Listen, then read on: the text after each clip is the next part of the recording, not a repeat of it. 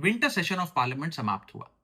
हम एमपीज को संसद में बोलने का जितना टाइम मिलता है, मुझे लगता है वो हमारा टाइम नहीं है, वो आपका टाइम है।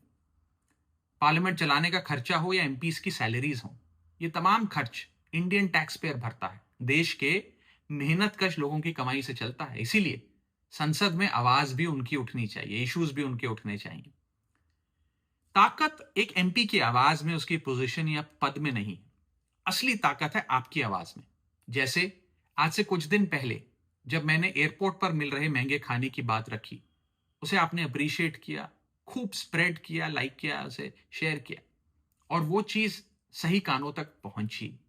और सरकार ने देश के एयरपोर्ट्स पर उड़ान कैफे नाम की एक सब्सिडाइज्ड कैंटीन खोलने का फैसला लिया।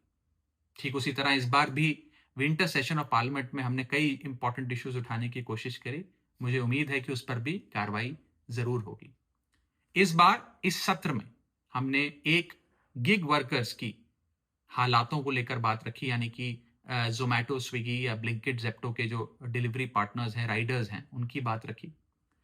कैपिटल गेन टैक्स को कम करने की जरूरत है, इंडियन इन्वेस्टर को प्रमोट करने की जरूरत है, उसकी बात रखी। जीएसटी की दरों दरों में गिरावट जरूर आई, लेकिन कई प्रोडक्ट के प्राइसेस में उतनी गिरावट नहीं देखी गई, उसकी बात रखी। देश में एक टोकनाइजेशन बिल लाने की जरूरत है, उसकी बात रखी। डिजिटल कंटेंट क्रिएटर्स जो कॉपीराइट स्ट्राइक से परेशान हैं, उनके कंसर्न्स को हाउस में रखा। इंश्योरेंस कंपनीज और प्राइवेट हॉस्पिटल्स कैसे एक पेशेंट को एक्सप्लॉइट करते हैं, उनकी प्रॉब्लम्स को हाउस में रखने की कोशिश करी। इंडिगो क्राइसिस हो, पोल्यूशन हो, ये तमाम इश्यूज इस बार उठाए। मैं जो इश्यूज उठाता हूं वो मैं किसी किताब से पढ़कर नहीं उठाता, आपको देखकर, आपको सुनकर, आपसे सीख कर उठाता हूं।